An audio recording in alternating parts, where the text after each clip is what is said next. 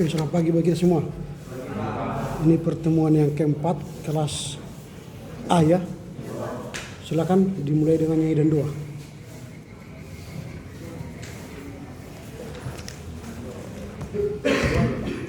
Hah? Pertanyaan guru ulang. Kau sudah masuk kelas ini mulai tahun berapa? Ya? Di awal apa saya sampaikan di awal kelas kita? Silakan. Baiklah teman-teman dan Bapak dosen, sebelum kita memulai pembelajaran kita, mari kita bernyanyi dari buku Doding Haleluya nomor 102 yang sudah dikirim di grup. Boleh kita lihat. Ham tong tong ihut kono. Dua-dua ya. Ham tong tong ihut kono. Yesus dipanggul luar. Seanjang dari kono. Hamna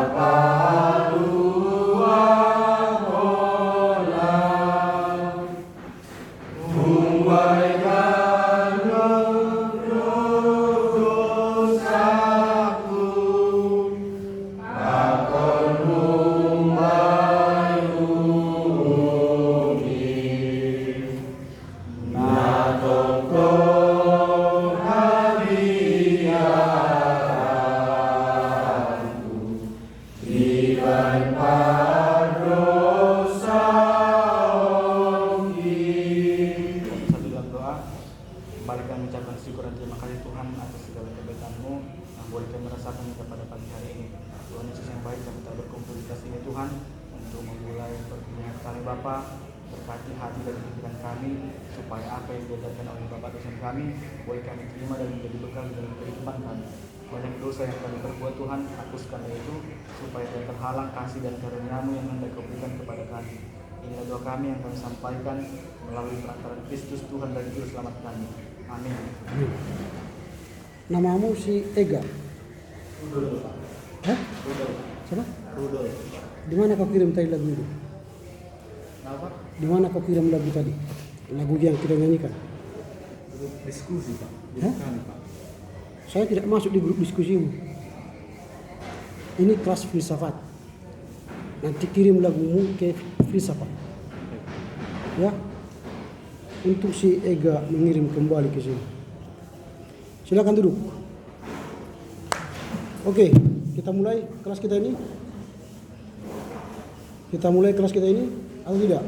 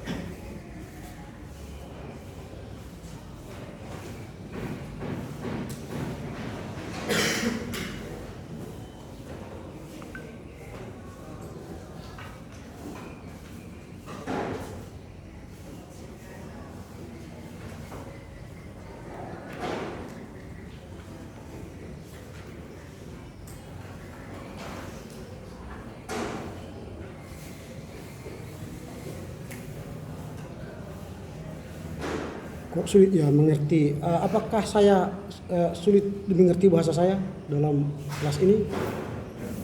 Sulit? Mengapa harus saya tunggu dulu biar diisi bangku di depan? Bagaimana otak kalian bisa kerja enggak? Kalau nggak bisa kerja, supaya kita berhenti sampai di sini gitu. Jangan setiap saya masuk kelas harus saya ingatkan lagi, Pak nyanyi Pak kita. Ya jangan tanya lagi, kan saya sudah saya ajarkan, dibuka dengan nyanyi dan doa. ditutup dengan nyanyi dan doa. Jangan tanya lagi, malas menjawab itu. Lalu kalau kosong kursi depan, isi. Jangan saya tunggu. Apa kesulitan duduk di depan?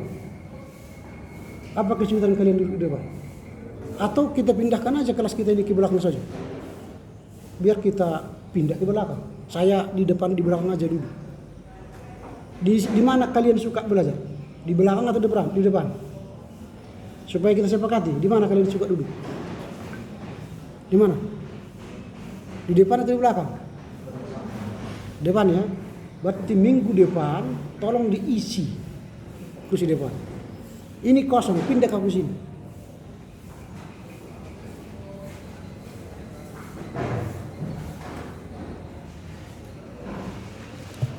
Oke. Aldo, Amanda, Amos, Bella, Benny, Dandi, Daniel, Eduardo itu, Ega, Febri, Febi, Gabriela, Haripin, Hiskia ya, Joshua. Oke. Marta, Orlando, Pasca, Philip.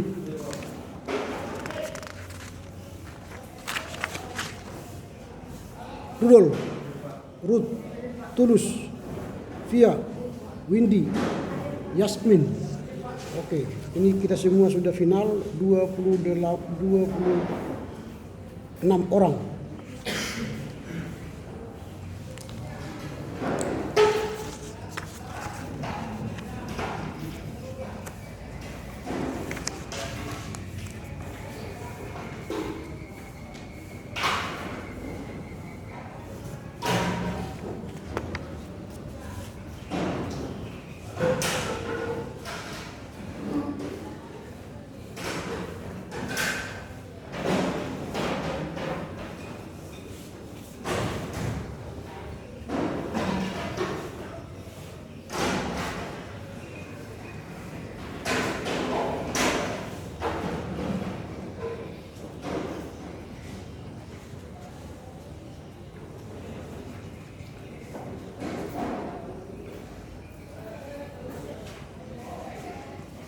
Oke, silakan tertangani.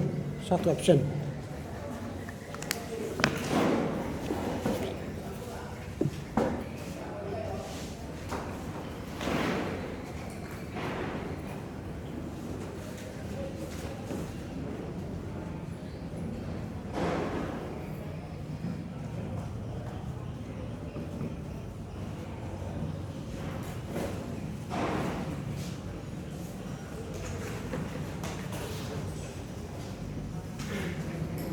Ya, hari ini kita akan membahas tema pengantar filsafat Timur dan Indonesia. Minggu yang lalu kita telah belajar soal pengantar filsafat Timur dan pengenalan tentang pemikiran filsafat Timur. Dan kita sudah belajar soal perbedaan filsafat itu ya. Dan kita sudah membahas minggu yang lalu bagaimana ciri-ciri filsafat Timur, kemudian perbedaannya dengan filsafat Barat, kemudian inti pokok pengajaran filsafat Timur. Saya hanya mereview supaya kalian bisa ingat kembali apa yang kita pelajari minggu yang lalu. Nah, hari ini kita terus mendalami pengantar teori filsafat Timur dan filsafat Barat.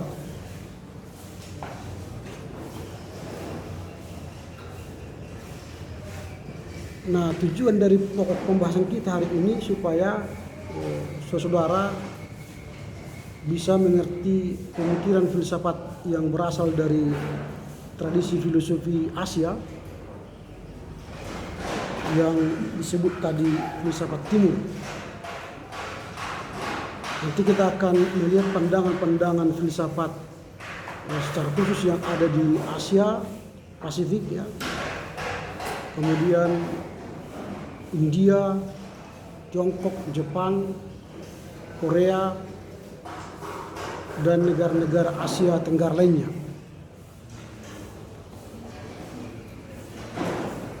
Jika kita membahas secara mendalam teori filsafat di Timur, maka kita akan melihat nanti beberapa konsep utama yang akan kita bahas dari pengenalan kita tentang filsafat Timur itu. Kita akan lihat nanti misalnya contoh tradisi filosofi Asia. Tradisi filosofi Asia.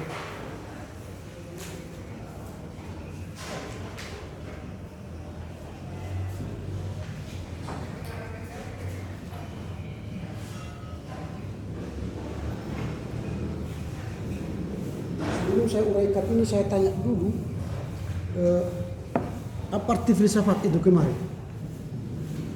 Supaya saya ulang-ulang, apa arti filsafat? Wah, berarti nggak belajar juga ya. Ya, baru 1 minggu berlalu sudah lupa apa artinya filsafat. Apa itu?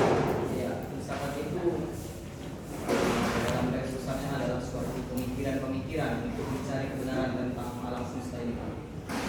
Ya, pemikiran-pemikiran mencari kebenaran tentang alam semesta ya. Oke lah. Nah, sedikit hampir 50% benar ya.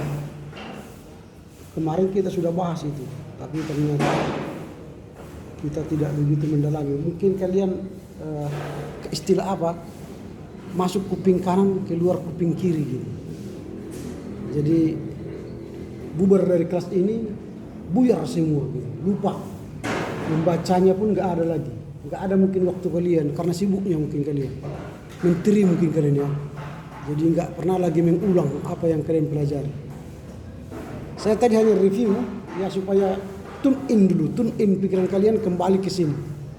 Supaya ingat apa yang kita pelajari minggu yang lalu, supaya nyambung dengan apa yang saya ajarkan hari ini. Harus saya tes apa itu filsafat. Itu sudah semester yang lalu seharusnya kalian tahu. Saya hanya mengulang semester ini. Tapi ternyata belum goal juga. Sudah saya ajari minggu yang lalu, 1 minggu berlalu dan tidak lengket rupanya. Ya, saya sudah katakan bahwa kelas ini hanya membuat pelajaran itu lengket 20%. Supaya lengket 100%, 80% lagi usahamu di kamarmu, usahamu di perpustakaan, usahamu dalam kehidupan keseharianmu. Jangan nanti bubar kelas ini langsung kau letak bukumu di apa, di atas kertas, di atas meja. Lalu pas masuk kuliah hari ini langsung buru-buru lagi ambil catatanmu. Wah, itu bukan kuliah namanya. Anda berarti masih mental SMP atau SMA. Anda belum siap jadi mahasiswa. Mahasiswa itu menginvestasikan waktu, mengulang, belajar, mengeksplor diri. Apa yang saya ajarkan di sini, kalau saya katakan sekarang ini materi kita dengan teori filsafat Timur dan Indonesia, lalu saya ajarkan tradisi filosofi Asia, ya jangan puas hanya di sini. Pergi ke perpustakaan, cari buku, baca tentang tradisi filosofi Asia. Itu supaya mencapai 100% pengetahuanmu tentang materi kuliah di sini. Jadi kalau ada 10 mata kuliah yang kalian ikuti, sejatinya kalian tidak punya waktu ngobrol lagi di luar. Tidak ada waktu ngobrol. Habis kelas ini, ada waktu kalian istirahat, langsung ke perpustakaan, mendalami materi itu. Saya belum suruh mendalami loh. Saya hanya mereview, lalu saya tanya apa arti filsafat. Ya dia hanya jawab 50%. Seandainya hari ini ujian saya buat, nilai kalian tidak sampai 100%. Hanya dia yang jawab, kan? Berarti yang lain tak bisa jawab. Lalu wajahmu itu berkernyut-kernyut. Dia paksa otaknya mengeluarkan kata-kata tentang filsafat, enggak ada. karena nggak disimpan di otaknya. Lalu otaknya mengatakan, what do you mean? Apa maksud saudara? Saudara tak masukkan data ke saya. Apa yang keluar? Yang keluar BODOH, bodoh. Itu yang keluar. Bodoh you. Lalu tolol you katanya.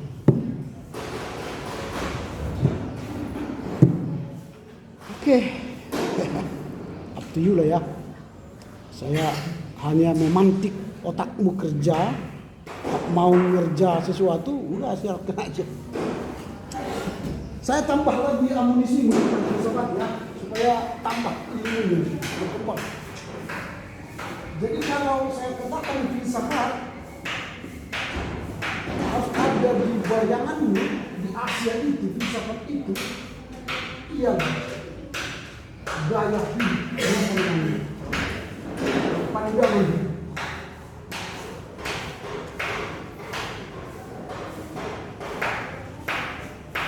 Jadi kalau saya katakan filsafat timur, ya, filsafat timur harus langsung di pikiran ke pandangan hidup. Jadi kalau bicara tradisi filosofi Asia, yang kita hendak gali ialah pandangan hidup orang Asia. Jadi orang Asia itu memandang hidup ini bagaimana? Kalau kemarin saya katakan filsafat ialah ilmu yang mempelajari sesuatu tentang empiris ya, kenyataan, tentang pengetahuan, tentang nilai-nilai, tentang logika, tentang apa lagi? Tentang persoalan hidup baik manusia dan dunia, untuk mencari kebenaran. Lalu kalau saya katakan ini dalam filsafat teori filsafat timur itu, saya mulai dari tradisi filosofi Asia, berarti filosofi yang saya maksud itu ya pandangan hidup. Ada banyak pandangan hidup orang di Asia. Kalau saya katakan sekarang orang Semadung, siapa orang Semadung? Apa filosofi orang Semadung? Abon Arab Dumon, filsafat filosofi orang Toba. Ya, yang terkenal apa? Berarti bukan Toba. Anak Hokkaido, orang Pakpak kan? Ada sih orang Pakpak. Orang Karo, filosofi orang Karo. Berarti orang bukan orang Karo. Karena kamu tidak punya pandangan hidup dari dirimu. Mungkin orang tuamu nggak menurunkan filosofi hidup kepada kamu. Apa yang Karo? Tanya nanti orang tuamu. Pak, apanya filosofi hidup kita, Pak? Tanya nanti ya. Tahan minggu depan saya tanya nanti.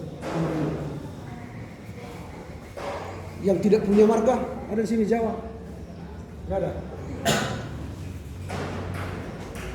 Itu filsafat pandangan hidup yang memengaruhi gerak hidupmu apa. Itu. Jadi kalau dikatakan tradisi filosofi Asia, ada pandangan hidup orang Asia yang memengaruhi kehidupan dirinya. Kalau saya ambil contoh filsafat orang Asia misalnya, dari Cina misalnya, kalau saya katakan begini, banyak makan, pendek makan, sedikit makan, panjang makan, apa artinya? Banyak makan, pendek makan, sedikit makan, panjang makan, apa artinya? Mampu nggak filsafat kalian naik ke sana? Atau filsafat yang masih rendah pemikiran kalian? Apa artinya? Ada yang berani mengatakan apa artinya banyak makan, pendek makan, sedikit makan, panjang makan? Ada? Ada yang berani. Itu masih sederhana itu. Jadi orang yang semakin tinggi filsafatnya, bahasa-bahasanya sulit dimengerti. Makanya kadang-kadang orang-orang filsuf itu dibilang PA. Apa PA? Hah? PA. Penyakit atas. Penyakit atas itu artinya gila. Artinya otak yang lari. PA, penyakit atas. Bahasa halus dari gila kan. Kalau bilang gila kan sakit orang kan, sakit hati orang kan. Kau gila kau. Apa kau bilang gila aku bilang marah. Tapi aku bilang kau ini PA ini. Penyakit atas, berarti otaknya apa ini? Bocor habis atau bocor keliling. Jadi nggak tahu kalian, banyak makan pendek makan, sedikit makan panjang makan. Nah, kalau kalian banyak makan, kalau misalnya diundang kalian ke pesta pernikahan di hotel kan, ada 20 jenis makanan. Baru ambil piringnya sudah kecil. Tapi langsung, semua 20 makanan jenis yang nggak muat aja gini loh. Gini loh.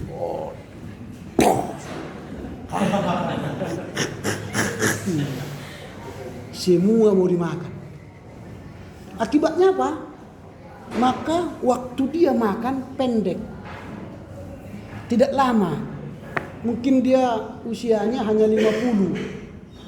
Atau 45 karena rakus sekali, makanya semua kalau ada yang mau dimakan makan semua sampai gitu. Karena pandangan orang Batak tentang makan sagak marlopan bosur marsipangan. Apa artinya? Sagak marlopan bosur marsipangan. Apa artinya filsafat Batak itu soal makan? Sagak marlopat artinya lauknya banyak. Makanya kalau pesta orang Batak ikom mate do idahan katanya. Jadi kalau nasinya segini lauknya bikin sop lagi. Busur marsipanganon berarti nasinya banyak. Sampai jangan ada lagi rongga yang kosong di sini. Itu orang Batak.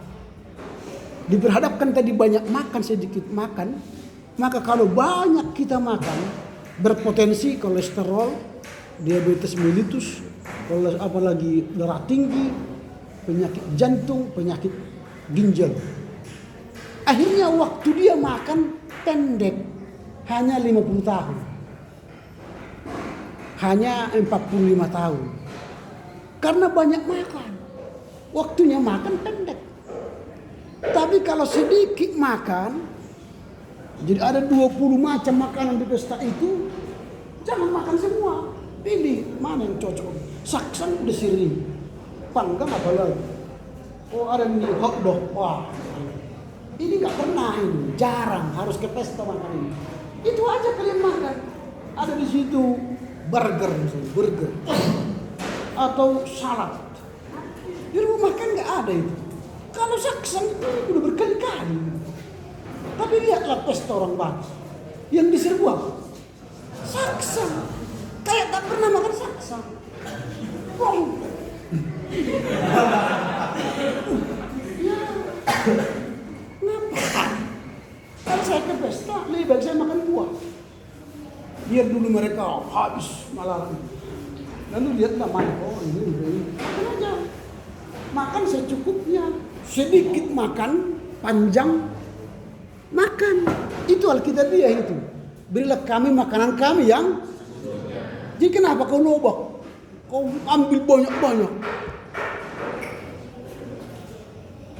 Jika ingin engkau umurmu panjang, makanlah 80%. Jangan kenyang. Pas makan, kira-kira sudah sedikit 80% masuk, stop. Enough. Sedikit makan, panjang makan.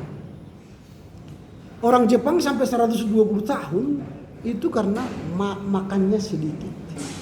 Menghindari daging dan makan buah-buahan dan sayur-sayuran. Dia makan daging kalau ada pesta. Di luar itu enggak mau. Kita yang tidak bisa tiap hari kan. Tiap hari tahan itu. Itu. Itu filsafat itu, tradisi filosofi. Jadi kalau dikatakan tradisi filosofi Asia, maka yang dibahas di sini ialah bagaimana tradisi-tradisi yang ada di Asia, pandangan hidup orang Asia. Yang akan kita lihat nanti di sini tentu ialah ada Hinduisme, ada Buddhisme, ada Taoisme, ada Konfusianisme, ada juga Taoisme dan sebagainya. Ada juga di Jepang Shintoisme. Jadi kalau dikatakan tradisi filsafat atau filosofi Asia, di dalamnya itu mengandung pandangan hidup orang-orang Asia itu sendiri.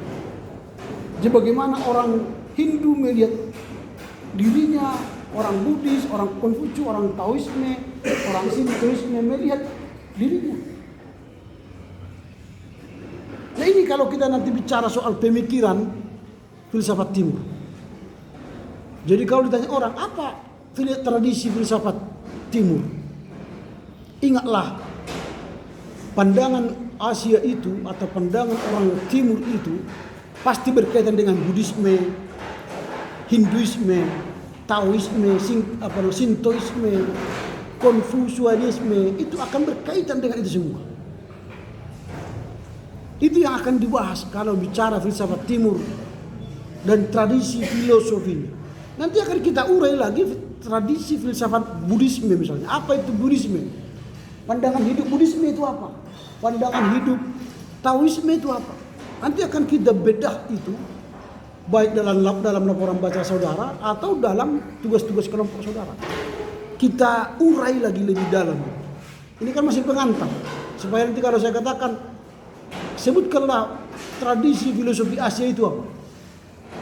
Berarti kalian bayangan kalian apa itu pandangan hidup orang-orang Asia? Tentu pandangan hidup orang-orang Asia itu dipengaruhi tadi Buddhisme, Hinduisme dan sebagainya. Itu yang pertama. Yang kedua ialah konsep etika dan moral.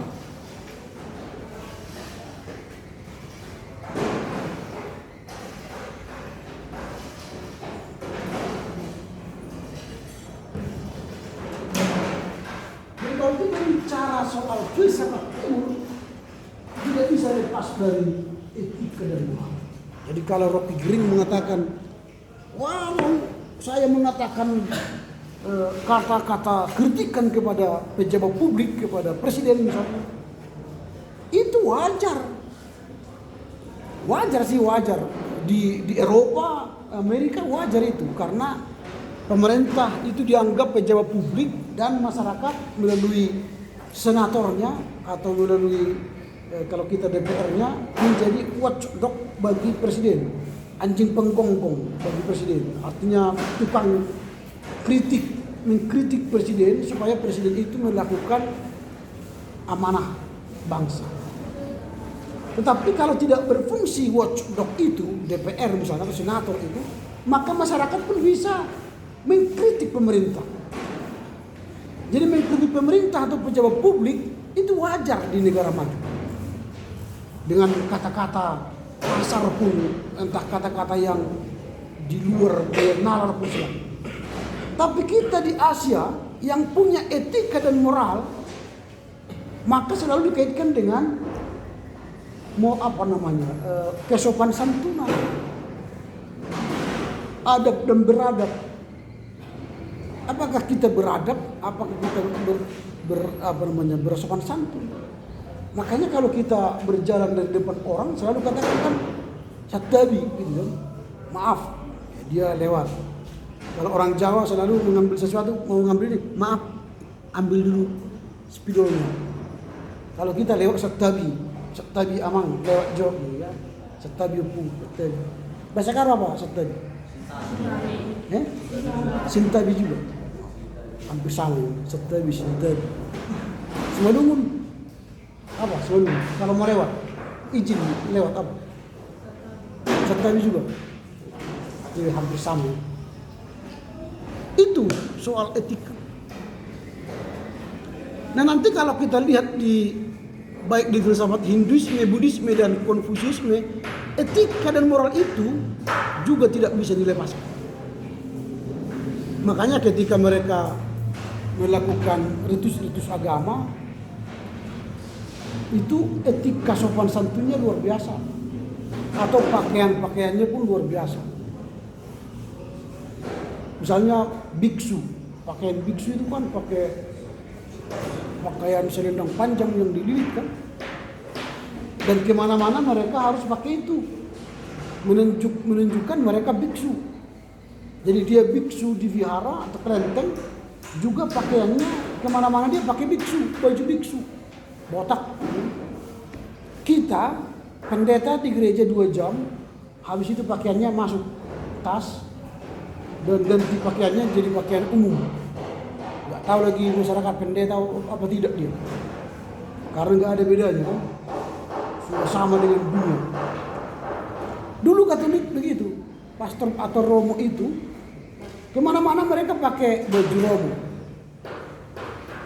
Tapi sekarang mereka juga bertobat meniru Protestan.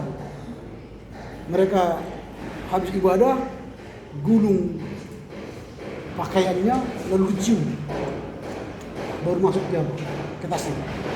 Kita nggak ada cium-cium jubah gitu ya, memakai pun nggak ada. Pokoknya pakai, buka, serat. Cara menggulungnya pun. Kalau Katolik nanti kalau kalian lihat romo mau pakai jubah, dia pasti ambil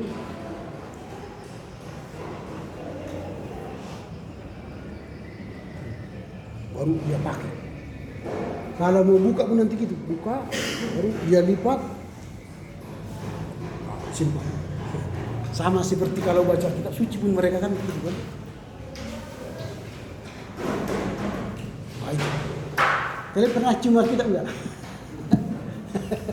Enggak pernah ya. Nanti pulang dari ke kamar langsung ambil. Perlu itu. Apalagi yang belum punya pacar kan. Latihan. Enggak apa-apa. Ya cium Alkitab kan. Aslinya menyusu kan.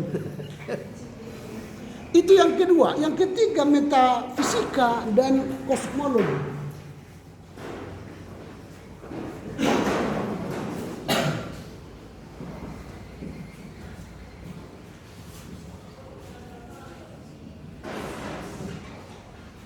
Metafisika dan kosmologi.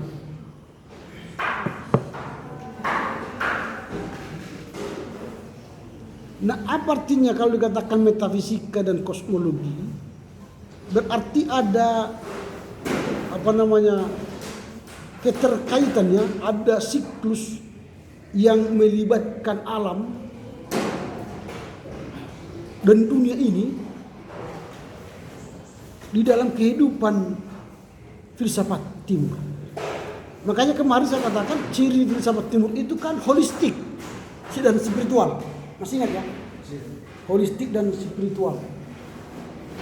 Jadi kalau dikatakan metafisika dan kosmologi berarti filsafat timur itu atau pandangan hidup orang timur itu tidak bisa terlepas dari yang lain. Jadi metafisika dan kosmologi berarti saling siklus yang simbiosis mutualisme. Makanya nanti bagi pemahaman Buddhisme dan Hinduisme, Taoisme misalnya, tidak bisa mereka melepaskan antara agama, iman mereka dengan alam. Jadi alam ini, semesta ini juga bagian dari filsafat mereka. Kalau kita orang-orang Protestan sekarang bicara kosmologi atau bicara alam, kitalah perusak alam yang tertinggi, orang Protestan. Jadi gerakan Martin Luther dan pengikut-pengikutnya dan reformator dulu itu kan melahirkan kapitalisme, sehingga menguruk bumi besar-besaran. Ini bahaya. Beda dengan Katolik. Katolik itu kan menghargai alam. Kalian bisa bedakan gereja Katolik dengan gereja Protestan? Dari mana? bangunannya? Bangunannya bagaimana? Katolik dari UPH, Protestan dari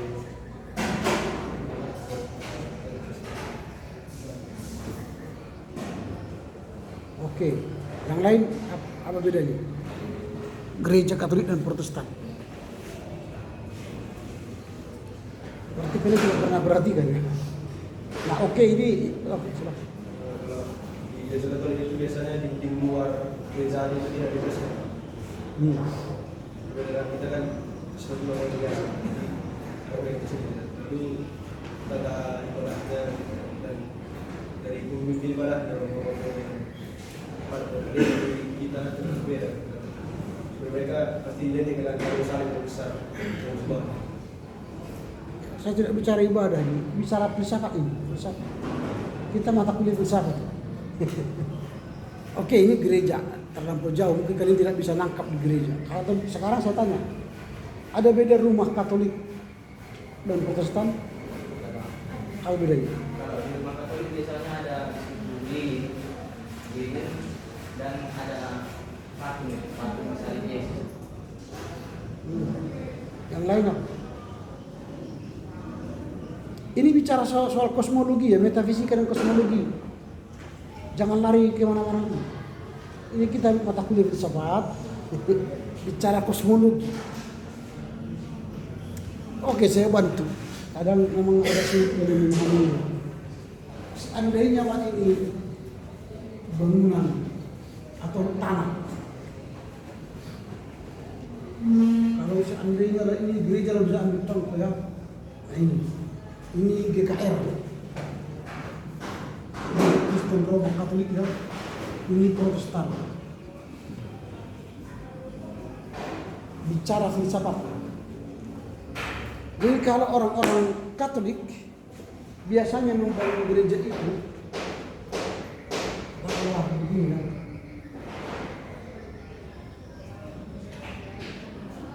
Dan biasanya mereka di sini ada rumah pastori atau pastor dan sebagainya.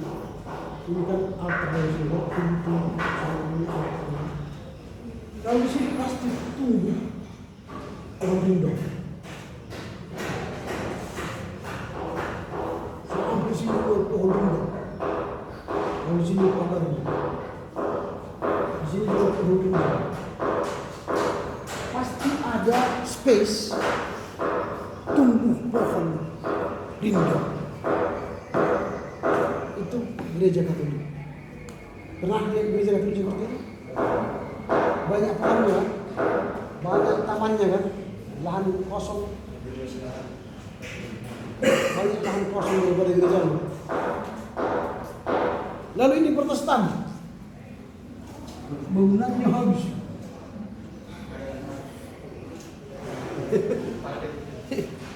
Pohon, ya mungkin pohon itu tumbuh di sini kecil-kecil, nggak ada pohon tanah orang. Di sini pohonnya, tapi tanah orang bukan lahan gereja. Parkir, ya sempit-sempit lah, sempit-sempit. Ini gereja Protestan, nggak ada pohon. Ada pohon di gereja kalian? Ya? Mungkin 1-2 ya ada. Ada ini, padat semua, habis. Artinya kita rakus terhadap alam ini, kuasai alam ini, habis. Tak memberi alam ini lagi kehidupan. Kosmologi kita lemah dibanding kosmologi Katolik. Ekoteologi Katolik tinggi, ekoteologi Protestan kecil. Jadi sama juga ini juga. Kalau ini rumah Protestan, Katolik, ini rumah Protestan. Coba lihat rumah, ada nggak di sini tanaman? Banyak atau sedikit? Banyak. Bandingkan ke rumah Katolik, rumah orang Katolik maksud. Mana lebih banyak? Kalau kau masuk ke sebuah rumah Protestan, banyak pohon-pohon mangga, pohon luas asri, pasti Katolik. pastikan itu Katolik. Tapi kalau lihat mewah bangunannya, sedikit hanya satu pohon kecil, Protestan. Pasti mungkin GKPI, GBKP, GKPS, GKPA itu.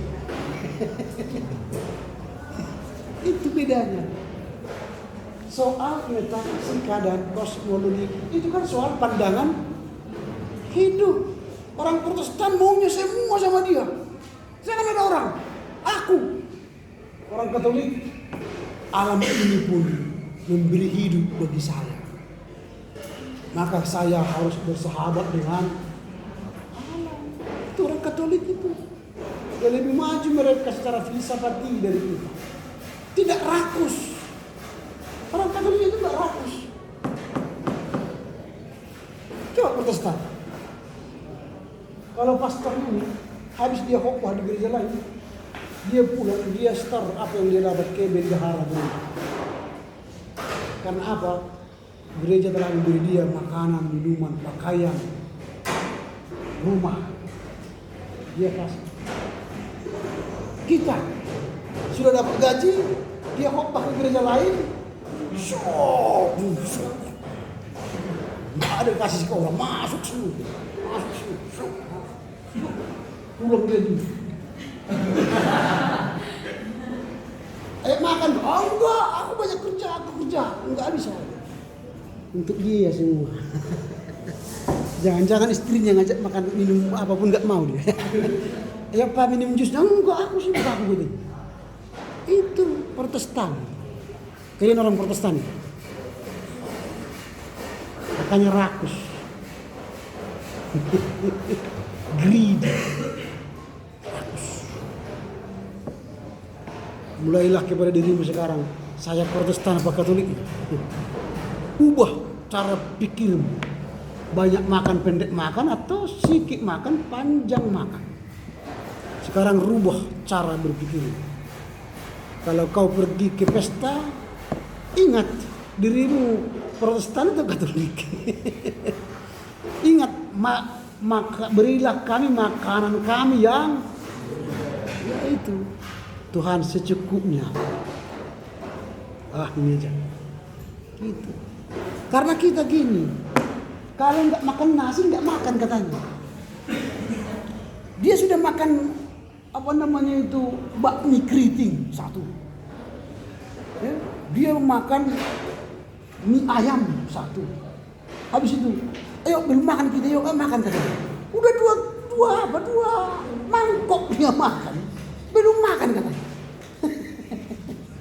Karena belum sah kata perut itu kalau nggak masuk nasi.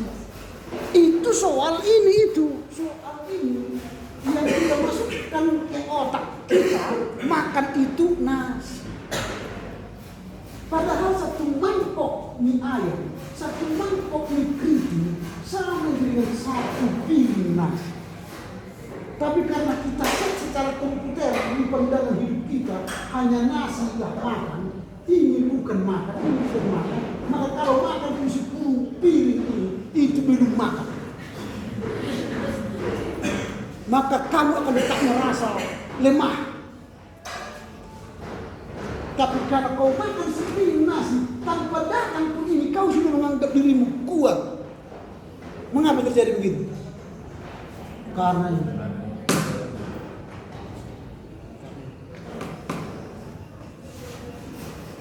Coba sekarang set di otakmu. Ini kalau bicara kalori, kalau ini 650 kalori, 650 kalori. Ini kalau nasi dia sekitar 700 kalori dengan lauk. Ya. Coba kalian makan ini 3, ini berarti 1.300 kalori, tambah ini berarti 2.050 kalori. Ini nasi sekali makan. Kali 3 berapa? 6.000 kalori. Yang kau keluarkan satu hari, itu pun sudah kerja keras, sudah lari, sudah berpikir kau, paling 1.000 kalori. Hebat itu. Sudah orang jenius ini kalau dari orang yang super aktif menghabiskan kalori satu hari 1.000. Sisa berapa? 5.000 satu hari. Kalikanlah 365 hari. Maka ini banyak orang seperti saya ini. Saya sudah mungkin 20 tahun makan segini. Tidak mau tambah. Tapi itu nggak bisa kurang. Saya sudah olahraga. Karena memang metabolisme saya beda. Mungkin setiap air putih minum jadi daging. Karena saya kalau minum banyak. Itu kalau saya sudah makan dulu, saya tidak makan lagi. Tak mau lagi makan. Ini 650 kalori. Kalau kopi itu satu cangkir itu 80 kalori. Setara dengan harus olahraga lari-lari 1 jam. Supaya terbuang 80 kalori. 1 jam. Jadi kalau minum 1 gelas, bayangkanlah minum 1 jam lari-lari. Membuang 1 kopi, 1 gelas. Kalau nggak berani kau hari ini lari 1 jam, jangan minum kopi. Padahal kau minum 8 kopi 1 hari. 8 kali 8, 1.600 kalori. Tapi itu baru kalian katakan belum makan. Padahal minum kopi itu setara dengan berapa nasi. Yang sering lagi permen. Enak aja makan permen 2, 3. 1 permen itu 80 kalori. Makanya aku masih usia 30 kok jadi diabetes ya. Iyalah makan permen 1 hari bisa satu ember misalnya. Iya, gula lah. Nggak ada makan apa-apa kok Pak, nggak ada. Tapi lihat di kantongnya permen semua. Itu soal pandangan hidup. Yang keempat ialah pengaruh terhadap filsafat barat. Pengaruh terhadap filsafat barat.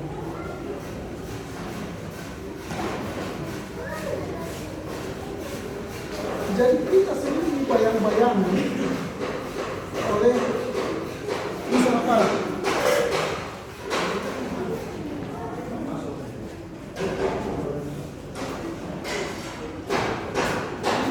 Bayangin oleh filsafat barat yang berhadapan dengan logika. Kita kan tidak masuk logika.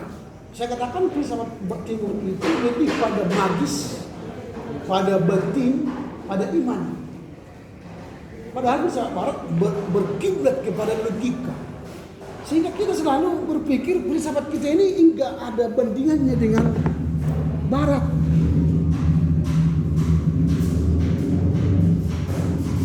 Nah ini yang sering menjadi kita minder dengan orang barat. Karena kita menganggap bahwa kita tidak punya sumbangsih kepada bumi ini, dunia ini. Padahal sebenarnya orang Asia yang ramah dengan lingkungan itu sumbangsihnya sudah luar biasa. Jantung dunia sekarang siapa? Jantung dunia. Mana? Indonesia, Kalimantan. Paru-paru dunia sekarang untuk oksigen dunia itu Kalimantan. Tapi paru-paru dunia itu kita sendiri sudah hancurkan. Karena udah bolong-bolong sekarang. Kalau kalian naik pesawat itu udah bolong-bolong. Karena kerakusan kita tadi. Kapitalisme tadi. Mengambil batu bara dari Kalimantan. Ini karena pengaruh filsafat barat tadi. Nah inilah yang kita lihat dalam filsafat barat. Sekarang kita masuk kepada filsafat timur. Kita masuk kepada filsafat Indonesia. Ini filsafat timur ya. Sekarang kita masuk kepada filsafat Indonesia. Teori-teori yang akan menjadi pemikiran utama dalam filsafat Indonesia. Minggu depan kita akan membahas lebih dalam ini soal sejarah filsafat Indonesia ya. Tetapi kita akan melihat dulu bagaimana teori-teori yang dibangun dari filsafat Indonesia. Kita tidak akan bisa lepas bagian yang pertama ialah sejarah filsafat Indonesia itu sendiri. Sejarah filsafat Indonesia. Minggu depan kita akan membahas ini lebih dalam, bagaimana sejarah filsafat Indonesia ini. Saya hanya sampaikan pengantar untuk minggu depan. Kalau kalian klik nanti sejarah filsafat Indonesia, itu agak jarang ditemukan. Kita kalah dengan Buddhisme, kalah dengan Hinduisme, Taoisme, Sintoisme, Konghucu, Konfusianisme, kalah. Dari Indonesia tidak ada yang dikenal. Tidak ada dalam filsafat. Padahal kalau kita dalami ke dalam, ke bawah, kita penuh dengan filsafat. Saya sudah contohkan tadi, cuma lumun habonaran duga bona. Batak misalnya anak kido hagabion hamuraun dia. Karo minggu depan saya cari apa filsafat orang karo. Ada. Dan masih banyak lagi filsafat. Filsafat mulai dari Sabang sampai Moral. Tetapi kita tidak ada yang mempublikasikan. Sehingga tidak terkenal. Orang Buddhisme itu langsung dipublikasi, orang Hinduisme, orang India misalnya, mereka sekarang 1,2 miliar Hindu di dunia, agama terbesar ketiga di dunia. Yang pertama agama terbesar di dunia apa? Yang kedua Islam, yang ketiga Hindu. Kristen berapa miliar sekarang hidup ini? Enggak tahu juga. Kristen 2,3 miliar, Islam 1,9 miliar. Mereka kejar-kejaran. Kalau Hindu tadi 1,2 miliar. Yang paling nomor 10 agama terbesar di dunia di Vietnam, 4,5 juta penduduk. Kalau kalian cari itu, searching aja, biar tambah pengetahuan kalian. Sebutkanlah agama terbesar di dunia, minimal dapat ilmu. Kalau tiba-tiba ditanyakan orang, kalian kan sudah dapat ilmu. Daripada nonton-nonton yang tidak berguna. Ciri-ciri orang yang sukses ialah, lihatlah apa tontonannya. Dan lihatlah apa bacaannya. Kalau mau sukses tapi bacaannya kuping ho, mana mungkin sukses? Tontonannya di YouTube misalnya Mongol, jadi gimana mau sukses? Tapi kalau kalian tonton ilmu pengetahuan, tonton berita-berita terbaru yang menambah ilmu teologi misalnya, atau misalnya kalau saya tanya itu jangan dari dunia. Kalau saya tanya sekarang, berapalah jumlah pasal dalam Alkitab? Udah semester 3, bertambah pembimbing PLPB kemarin kan? Sudah diajari kalian kan berapalah jumlah pasal Alkitab? Enggak ada yang tahu. Gimana uji teolog handal kalian? Belum ayat saya tanya. Berapa pasal Alkitab? Kita kan pembimbing PBPL kan? Tamat kan? Waktu kalian belajar PB dan PL nggak disinggung ini. Berapa pasal Alkitab?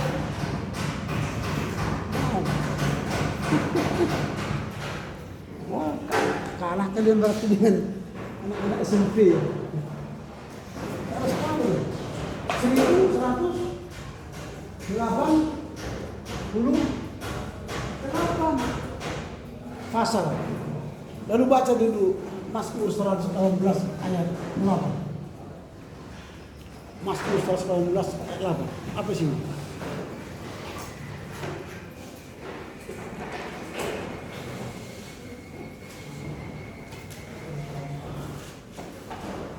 Itu 119 ayat 8 diberi izin baru. Iya kan, diberi izin baru kan Mazmur kan? Lebih baik berlindung pada Tuhan daripada percaya kepada manusia. Lebih baik berlindung daripada Berlindung pada manusia. Bukan berlindung kepada manusia, daripada masalah baca. Lebih baik berlindung kepada Tuhan daripada percaya kepada manusia. Kalau tanya orang sekarang tiba-tiba, berapa jumlah pasal Alkitab? Ini clue. Langsung ingat. Mazmur 116 ayat 8. Lebih baik berlindung kepada Tuhan daripada percaya kepada manusia. Berarti jumlah pasal Alkitab 1188. Ayat Alkitab berapa?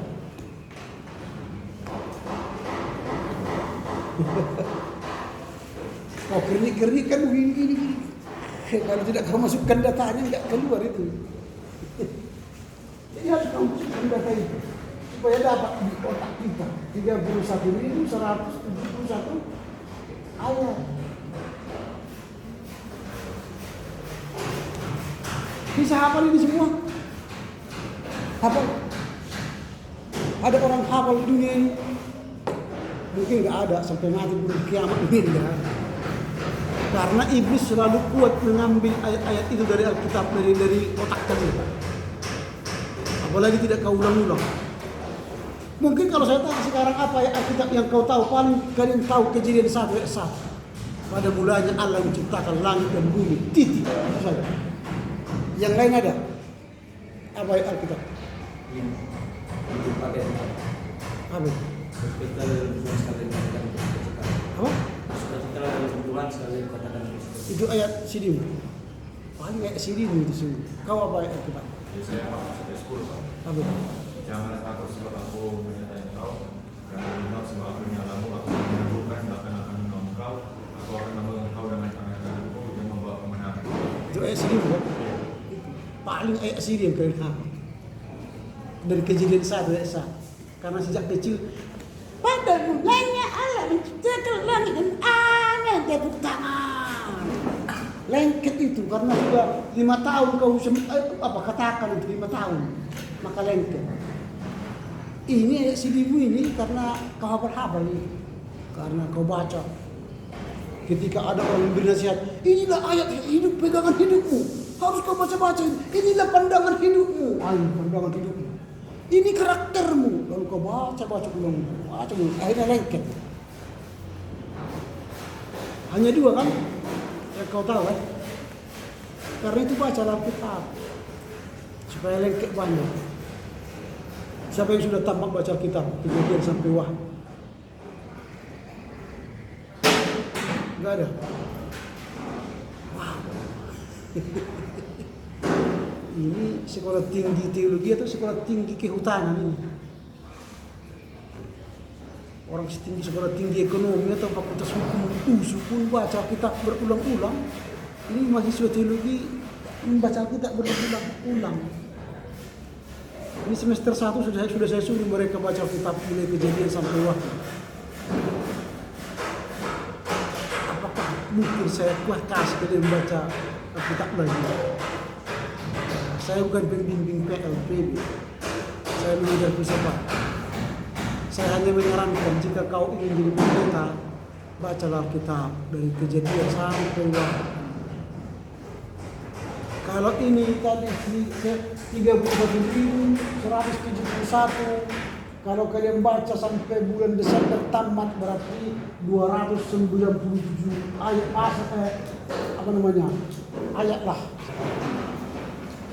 Oh ini bukan, ini tadi ini. Dibagi 4 bulan berarti 297 pasal lah 1 bulan. Kalau dibagi 30 hari berarti sekitar 10 pasal lah 1 hari. Jadi kalau kau konsisten setiap hari baca 10 pasal 1 hari, 2 pagi, 2 siang, 2 sore, 2 malam, maka tamat nanti Desember kau sampai waktu. Tapi kalau kau nggak tahan hanya baca 1 pasal, ya sampai di situlah kualitas.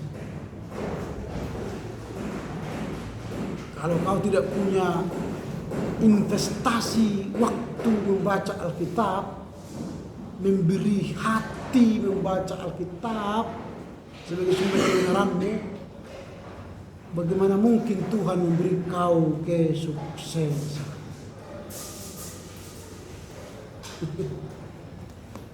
Oke, saya tidak mau intervensi, saya bukan mengajar PLPB. Saya membaca filsafat. Tapi nasihat saya, kalau ingin Anda menjadi orang sukses atau ingin pelayan Tuhan, baca Alkitab. Tapi kalau ingin pelayan hantu, jangan baca Alkitab. Jadi kalau saudara nanti tamat jadi pelayan hantu, jangan baca Alkitab.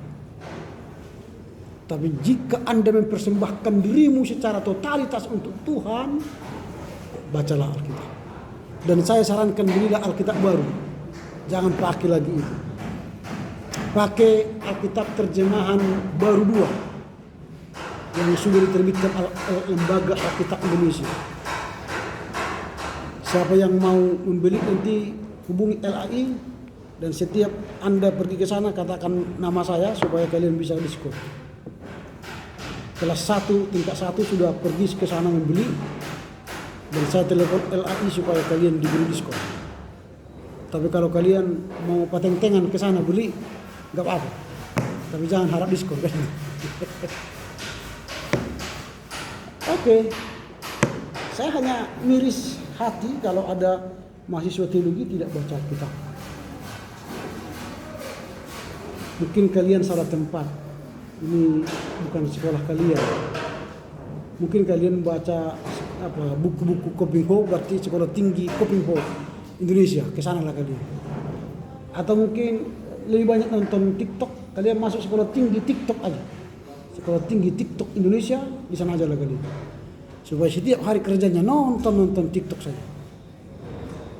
Tapi kalau Anda masih berada di sekolah tinggi teologi, bacalah Alkitab. Supaya Anda makin mengenal kebenaran itu. Dengan mengenal kebenaran itu, maka Anda mampu memberitakan, menyaksikan, dan melayani kebenaran itu. Oke, saya tidak mau bahas itu bukan bisnisku ya. Pemikiran filsafat sejarah Indonesia tadi, filsafat Indonesia berkaitan dengan filsafat sejarah Indonesia ya, sejarah filsafat Indonesia. Yang kedua, pemikiran filsafat klasik Indonesia, pemikiran filsafat klasik Indonesia.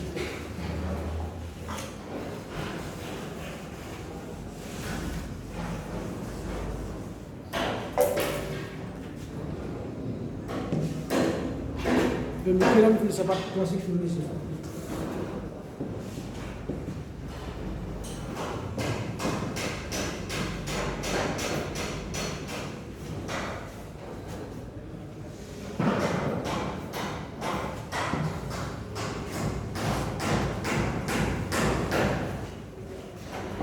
Nah, di sini nanti kita akan melihat kalau kita bicara soal pemikiran filsafat klasik Indonesia, maka kita akan menggali filsafat itu, pandangan hidup tadi dari berbagai daerah, tradisi-tradisi daerah. Maka kita akan bahas nanti misalnya bagaimana pemikiran Ki Hajar Dewantoro, Tutwuri Handayani. Itu filsafat Indonesia. Ada beberapa filsafatnya, tapi yang terkenal itu Tutwuri Handayani. Apa artinya? Wah, nggak ada juga yang tahu. Tidak tamat juga SMP SMA.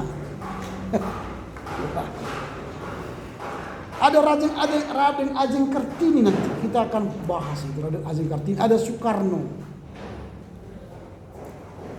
ada Pramono, ada banyak nanti pemikiran filsafat orang Indonesia. Bagaimana mereka menawarkan filsafat itu, pandangan hidup. Pandangan hidup Soekarno apa yang paling dikenal? Jas merah. Apa itu? Apa lagi? Pasti kalian bukan marhaenisme. Jas merah. Apa lagi? Berikan aku 10 orang pemuda supaya dunia aku goncangkan. Apa lagi? Enggak. Dulu belajar sejarah kan? Di SMP atau SMA. Tapi udah lupa ya, karena sudah habis pelajaran itu. Tidak apa-apa lah. Yang berikut ialah filsafat Islam. Ini yang bisa kita bahas ini, filsafat Islam.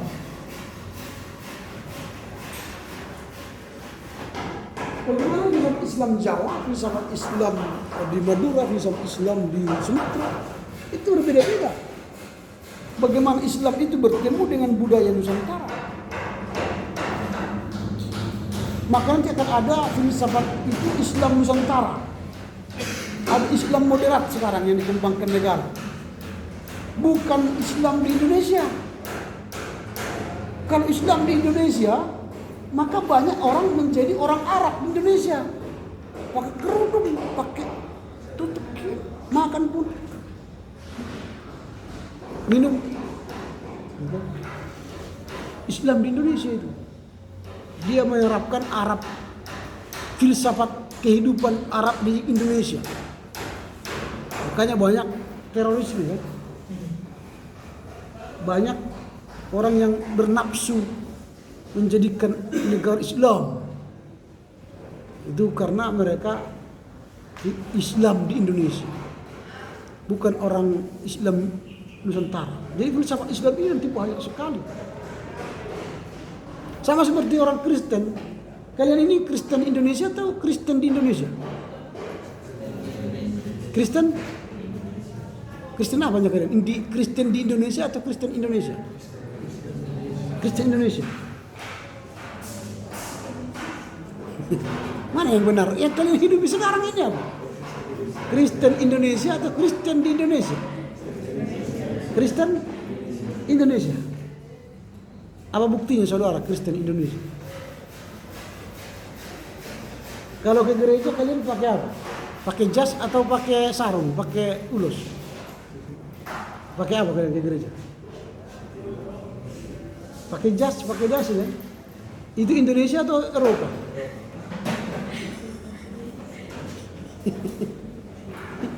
Buku ende, kitab enden, haleluya kalian itu Kristen Indonesia atau Kristen di Indonesia? Kristen?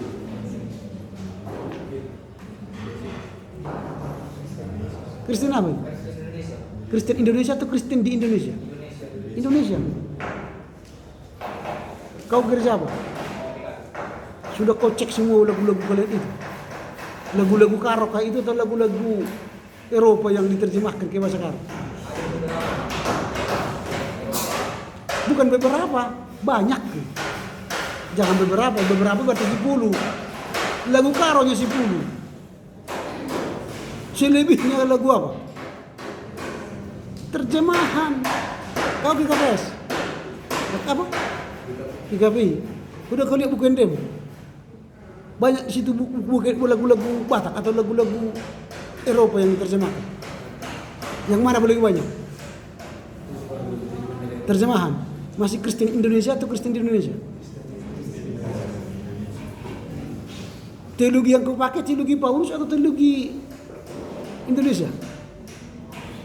Teologi apa? Buku yang kau pelajari siapa? Dietrich Bonhoeffer, Karl Barth, atau yang kau pelajari Chuang Sheng Song atau Gerik Singgi? Tergantung. Kalian sama seperti Islam di Indonesia. Kalian semua masih Kristen di Indonesia. Bentar lagi Natal. Kalau kalian dengar musik ting ting ting ting ting ting ting, di bayanganmu, otakmu itu masa apa? Masa apa? Natal kan? Itu musik Indonesia atau musik Barat? Jadi kau masih Kristen di Indonesia atau Kristen Indonesia? Iya, itu.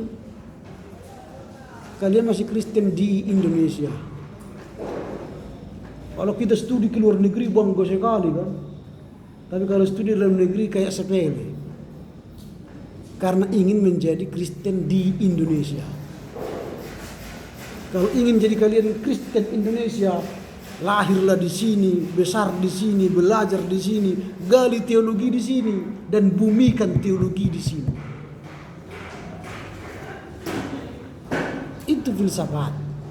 Orang Islam sudah sampai ke sana. Maka nanti kita bahas filsafat Muslim, filsafat Islam. Kita belum ada filsafat Kristen Indonesia.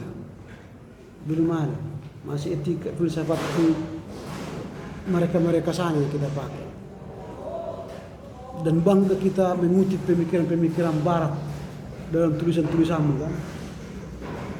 Karena apa? Tidak ada pemikir-pemikir kita yang lahir dari bumi ini melahirkan teologi kontekstual. Tidak ada. Kampus kita ini mengaku kampus apa? Kampus pastoral katanya. Ada teologi pastoral yang lahir dari kampus ini. Ada? Gak ada. Gak ada lahir dari sini teologi pastoral. Ya itulah orang-orang berfilsafat ini ya agak reneh apa aja pikirannya ya. Semoga kalian bisa terpantik untuk berpikir lebih radikal, membaharui teologi-teologi kalian nanti.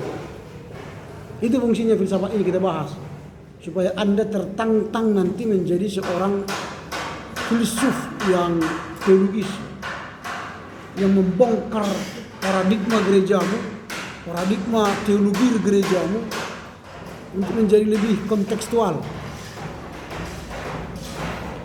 Kemudian filsafat modern Indonesia, itu yang penting banget, filsafat modern Indonesia.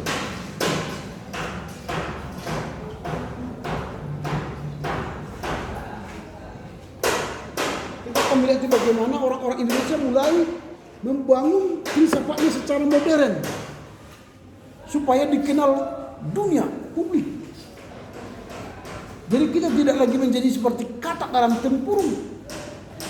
Tapi bagaimana filsafat kita ini menjadi milik kita, bukan milik orang lain. Sekarang ada banyak milik kita diklaim oleh orang lain. Batik itu sudah mulai diklaim orang Malaysia, bukan milik Indonesia. Lagu asing Sing So itu sudah diklaim Cina menjadi milik mereka, paten mereka. Gondang 9 sekarang Malaysia sudah mau patenkan gondang. Jadi jangan lagi bangga kalian, aku orang Indonesia. Orang patenkan semua. Milik kalian itu dipatenkan orang. Gila enggak? Gila. Itu karena kita tidak mampu bersaing di dunia filsafat modern. Kita hanya mengurus perpecahan, mengurus mengapa gereja didirikan di situ, padahal tidak ada Islam Kristen di sana. Itu aja, berkelahi terus. Kita berkelahi dengan agama karena agama. Orang sudah sampai di bulan, sekarang sudah sampai di Mars. Jadi kalau tahun 2050-an mungkin orang sudah pindah ke Mars, nggak di bumi lagi. Bumi sudah penuh perkelahian, di Mars penuh perdamaian kan. Sudah orang sampai ke Mars. Kita masih berpikir kelahi, gontok-gontokan. Baru konteks sosial budaya. Nanti kita akan tahu filsafat Indonesia, kita akan bisa nanti akan membahas konteks sosial budaya.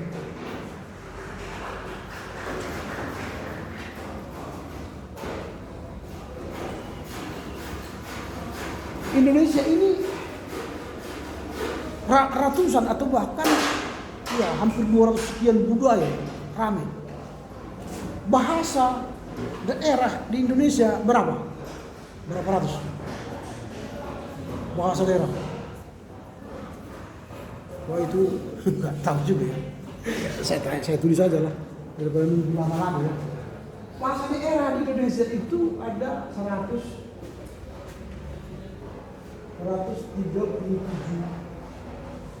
bahasa daerah.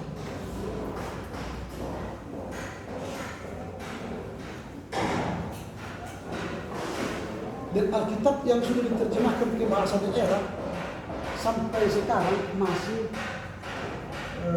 37 bahasa. Lengkap ya.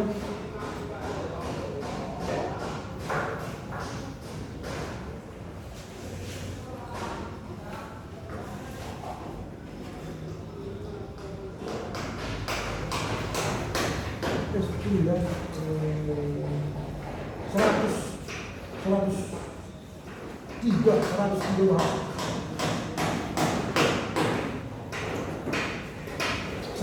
103 bahasa. Dan di Alkitab yang sudah lengkap bahasa daerah 37 bahasa daerah lengkap. Termasuk Simalungun, Toba, Nias, Simalungun, apalagi Angkola, masih 37 bahasa. Jadi ada sekitar 66 bahasa lagi, 66 bahasa yang belum diterjemahkan lengkap Alkitab di Indonesia.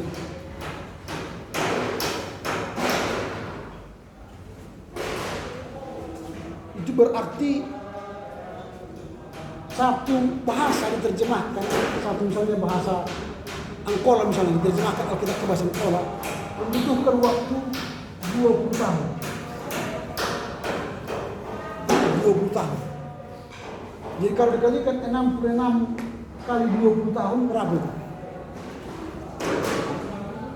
Butuh waktu 1320 tahun. Supaya lengkap terjemahan Alkitab ke dalam bahasa daerah di Indonesia. 1320 tahun. Masih hidup kalian di situ? Masih hidup enggak? Enggak lagi kan? Inilah pekerjaan LAI. Jadi kita butuh 132 tahun supaya seluruh yang 103 bahasa ini diterjemahkan ke dalam bahasa daerah Indonesia. Dan biaya untuk satu menerjemah Alkitab, menerjemahnya saja 90.000 per ayat. Tadi ayat berapa? 31.171 ayat. Kali 90.000 berapa biaya menerjemah ke satu Alkitab lengkap? Berapa? 2.805.000.000 sekian. Itu uang atau kertas atau daun-daun. Ini untuk satu bahasa. Kali kalau ini kena benam, mungkin nggak muat lagi nol apanya ya, angka-angkanya. Triliun. Lalu Anda pun tak memiliki dan tak membaca kitab ini. Mahalnya dia diterjemahkan. Anda tidak menghargainya, waduh luar biasa. Lalu yang terakhir nanti pemikiran kontemporer.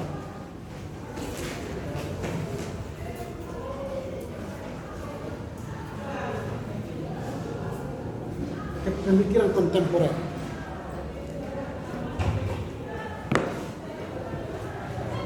Oke, saya lanjut ya karena waktu ini sudah mau habis ini. Apa kesulitan kita dalam mempelajari filsafat Timur dan Indonesia? Apa kesulitan? Yang pertama itu kesulitan kita ialah bahasa.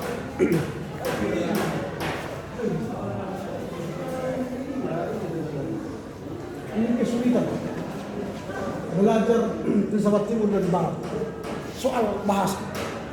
Kalau kita bicara soal filsafat Timur, kita akan bicara Sanskerta, bahasa Sanskerta, bahasa Tionghoa klasik, bahasa Jepang klasik, bahasa India klasik, dan bahasa-bahasa yang lain.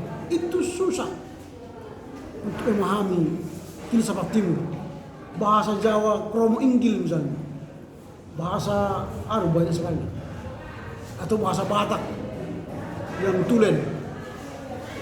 Ada yang kalian bisa membaca bahasa Batak atau bahasa Karo dalam huruf kaligrafi Karo. Misalnya kalau misalnya saya tulis begini.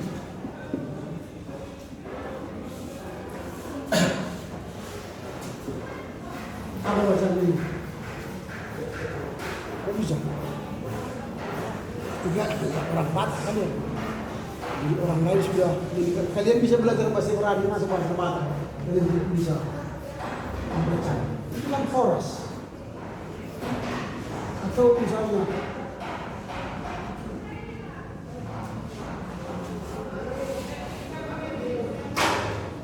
ini bacanya nggak tahu juga. Ini kan Ramli. Kalau kalian tidak bisa bahasa Batak, orang lain menghargainya. Itulah kesulitan kalian nanti mau belajar filsafat Batak misalnya.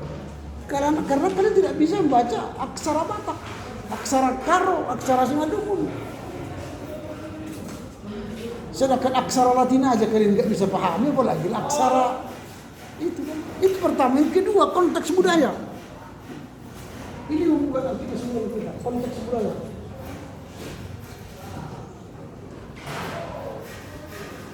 Karena budaya A dengan budaya B pasti beda pemahamannya.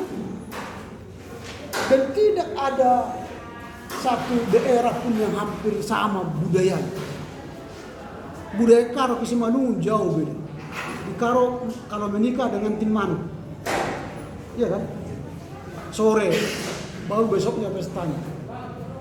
Kalau orang tua Simalungun mana ada itu? Di Simalungun ada manuk naniatur kan? Di tempat lain nggak ada manuk naniatur. Manuk yang lari-lari ada. Tapi manuk naniatur. Yang kolot itu pangupah. Itu berbeda, itu masih Batak ya. Belum lagi Jawa nanti. Masih tumpeng. Budaya-budaya itu berbeda, membuat kita agak kesulitan. Kedua, perbedaan konsep filosofi. Perbedaan konsep filosofi.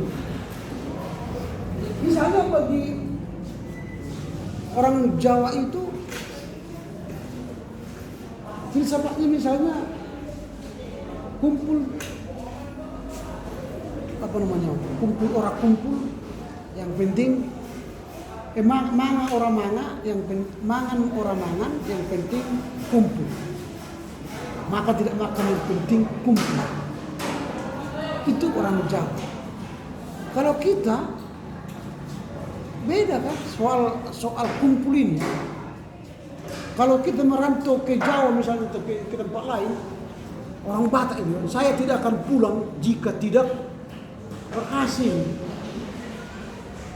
Makanya dia pulang 10 tahun. Kalau orang Jawa tiap tahun, walau bawa Indomie aja nggak apa-apa. Yang penting kumpul. Kalau kita pulang kampung nggak mau asal kumpul, nggak mau. Dia harus bawa uang.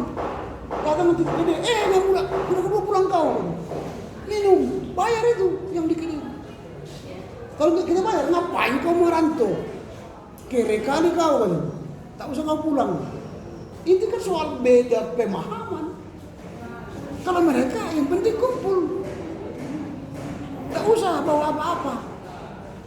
Kalau kalian pulang ke rumah nggak bawa apa-apa, nggak salam bapak mamamu sesuatu, apa langsung bilang bapak mama? Ajar ini. Tak usah kau pulang kalau nggak ada kau bawa. Itu beda apanya. Pandangan filosofisnya beda. Makanya setiap anak itu nggak mau pulang kalau dia tidak bawa sesuatu. Harus sukses dulu. Minimal sewa mobil kan, rental mobil. Pulang dia udah pulang anak bawa mobil, padahal nggak tahu dia rental. Ini kan. Baru keanekaragaman tradisi.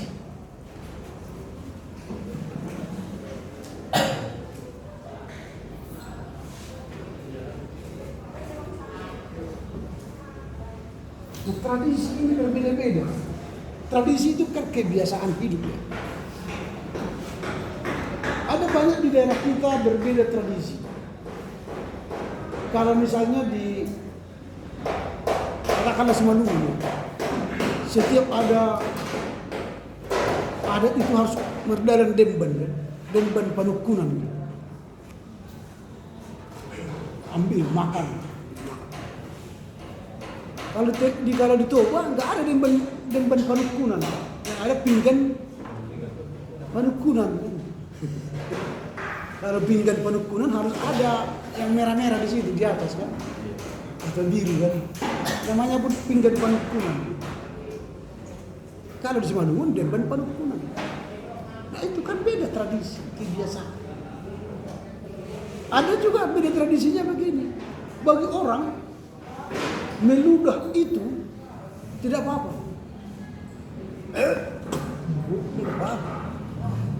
Tapi di sebagian orang meludah itu jijik.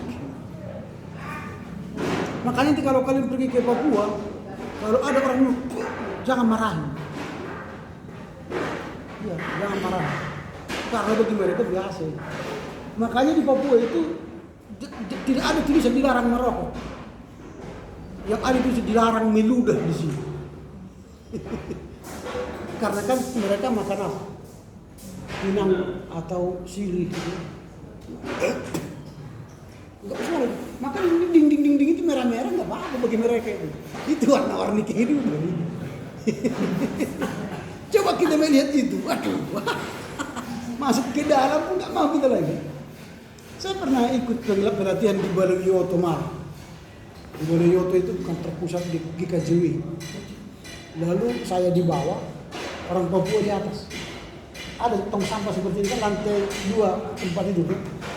Dia malu, aku di bawah. Lalu aku bilang, bro, apa? Aku di atas, kau di bawah. Kau kan perlu meludah. Aku dekatkanlah tong sampah itu di hapanya kan. Oh iya, akhirnya kan, enggak, aku enggak kena di atas kan. Aman. Daripada dia di atas, udah. Serpihannya menetes-netes kan.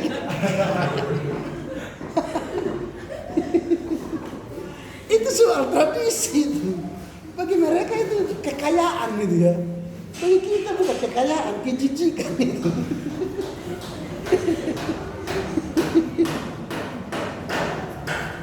Bagi tradisi lain, kentut itu biasa.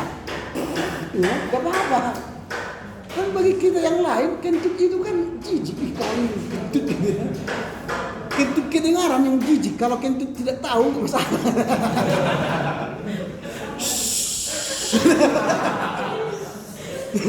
Tapi merusak. Padahal kentut yang kedengaran nggak bau itu. Nggak bau. Tapi yang malu kan itu. Bagi sebagian orang nggak apa-apa, tradisi. Kentut itu kesehatan kan. Bahkan dibayar orang yang kentut kan. Daripada ditahan-tahan. Jadi penyakitan dia, angin duduk. Nah, kira-kira itulah dulu banyak sekali sebenarnya yang menjadi tantangan. Tapi minimal hal ini membuat tantangan kita untuk memahami seperti ini sepak. Oke, ini sudah menjelang akhir. Saya peringatkan kembali minggu depan. Jika saudara masih ngantuk, siapa nama? Siapa? Joshua Simon Juta. Lalu kali, jika saudara minggu depan mengantuk, maka saudara akan saya usir dari ruangan. Saudara juga ya. Ini sudah kali kedua mungkin saya peringatkan kamu. Jangan sampai 3 kali. 1 kali masih kumaafkan. 2 kali masih kumaafkan. Tapi 3 kali jangan salahkan saya bro. Ya, saya peringatkan. Kelas saya usahakan dirimu fit. Jangan saya sudah berbusa-busa ngomong Anda ngantuk. Maka lebih baik saudara keluar dari ruangan saya daripada saya ngomong tanpa ada perhatian. Terakhir ya, sama kamu. Sama kau saya peringatkan hari ini. Jika saudara minggu depan masih ngantuk, jangan salahkan saya. Oke, silakan tutup dengan nyanyi dan doa. Jangan tanya lagi, pakai nyanyi Pak. Silakan.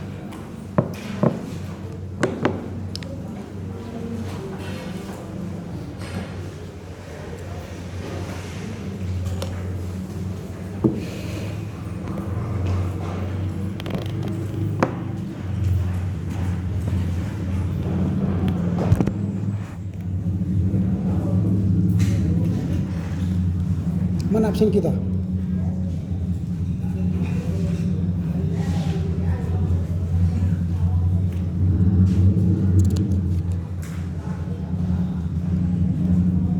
Kita bernyanyi dari buku Dendeng di PKP. Kitab Dendeng nomor 2. Dipuji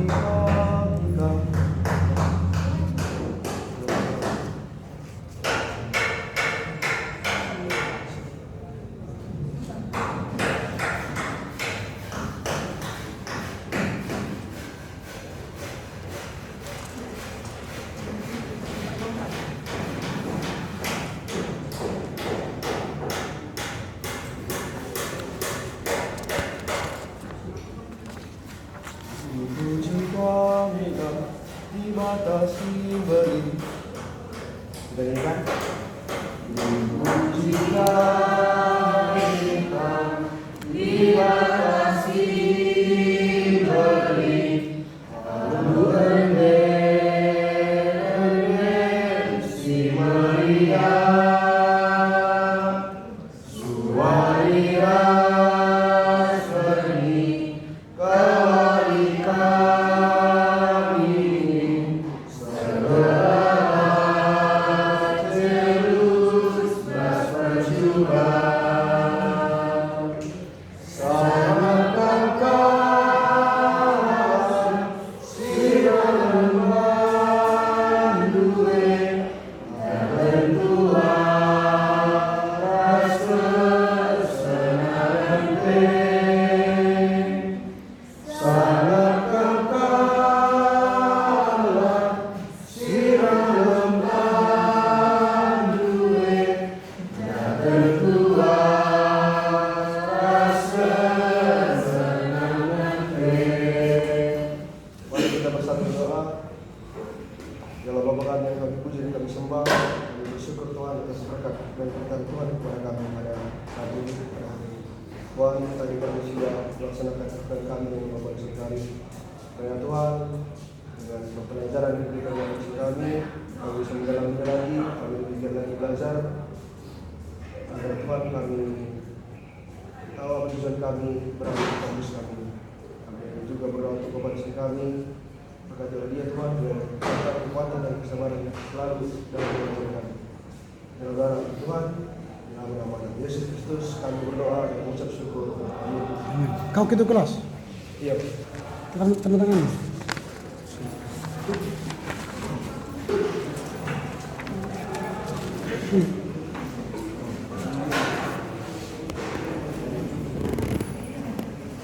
Oke, selamat pagi buat kita semua.